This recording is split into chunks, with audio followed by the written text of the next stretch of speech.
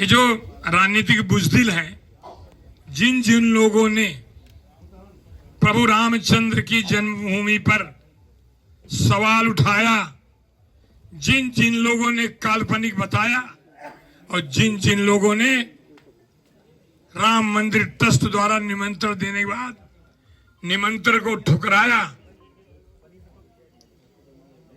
और वो लोग जिन लोगों ने हमारे कार सेवकों पर गोलियां चलाई, उन कार सेवकों के खून से सरजू मैया लाल हो गई। उनका खून खौलता है किसी अन्य व्यक्ति के लिए, क्या हमारा खून खून नहीं है? हमारा भी खून खौलता है, लेकिन हम मर्यादा पुरुषोत्तम भगवान श्री राम के आदर्शों पर चलने वाले लोग हैं। हम गोली तो नहीं चलाएंगे, बंदूक तो नहीं चलाएंगे, लेकिन हम ऐसी बटन दबाएंगे जिन माओं की कोख सूनी हो गई, जिनके परिवार का बच्चा शहीद हो गया, क्या हम उस परिवार को श्रद्धांजलि नहीं देंगे? क्या सरजू मैया में कहीं न कहीं उस शहीद के खून के कतरे किसी न किसी किनारे पर लगे होंगे? हम तो धर्म को मानने वाले लोग ना, हम लोग अधर्मी तो नहीं है ना। तो हमारा आपसे प्रार्थना है, मैं प्रत्याशी हूं, भारतीय जनता पार्टी का सिपाही हूं, मतदान की अपील तो करूंगा, लेकिन मतदान जब किया जाता है बहुत सोच समझ किया जाता है। आपके मतदान से एक व्यक्ति को एक सर्टिफिकेट मिलता है कि तुमको अधिकार मिलता है, आपके द्वारा अधिकार दिया जाता है। ऐसे समय मैं चाहूंगा हम राम भक्त एक तो भारतीय जनता पार्टी का वह नारा कि कसम राम की खाते हैं, राम लला हम आएंगे, मंदिर वहीं बनाएंगे, तो लोग कह रहे थे तारीख नहीं बताएंगे, लेकिन जब तारीख बता दी गई 22 जनवरी को भगवान राम की प्राण प्रतिष्ठा हो गई, तब निमंत्रण ठुकराने का काम करते हैं। इस देश की जनता, इस देश का राम भक्त कभी भूला नहीं और भूलेगा नहीं। आपने निमंत्रण ठुकराया है, आपके जनता ठोकरों से ठुकराएगी, इसका तुमको अंदाजा नहीं है।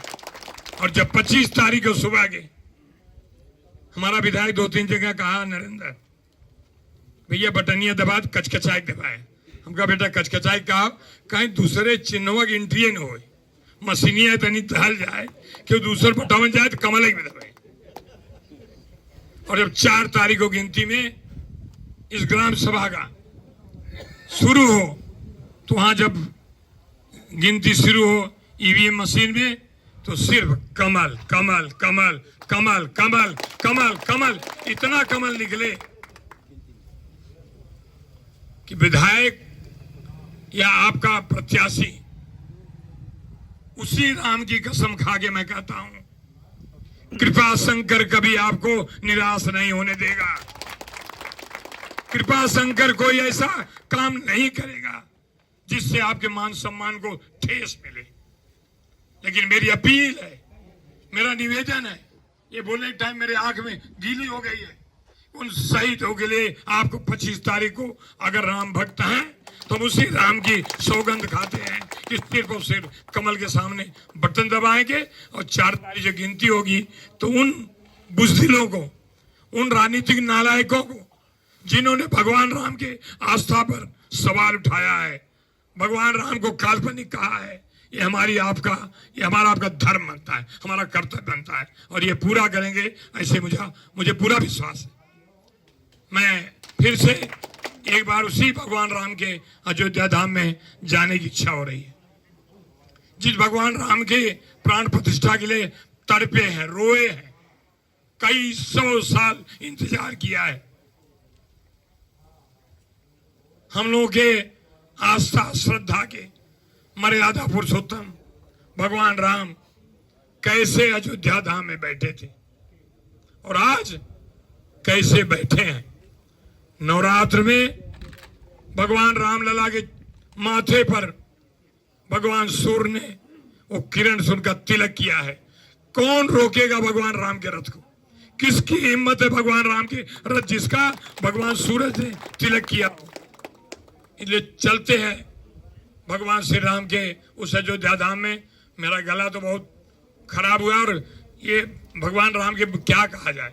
मुझे नहीं लगता भगवान राम के बारे में मेरे पत्रकार मित्र होंगे।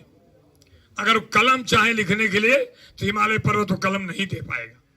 अगर स्याही चाहे कलम के लिए समुद्र स्याही नहीं दे पाएगा। और अगर कागज मांगे पृथ्वी से, पृथ्वी वो कागज नहीं दे पाएगा कि भगवान के राम के बारे में कितना लिखा है। हम चलते हैं अभी सीधा अयोध्या धाम। जय श्री राम। सागन डाका ना है। हम कह रहे हैं अयोध्या धाम चले। हमारी इच्छा हो सब अयोध्या धाम चले। ब्रजेश, विवेक, पंच बहादुर भाई पहुंच जाए ना। पांडे जी, आप तो भगवान श्री कृष्ण के साक्षात दिन के रथ में सवार थे कि 2022 के नहीं है जो है वो रथ कैसे चला है। ऐसे रथ जाना चाहिए लोकसभा का भगवान श्री राम के चरणों में।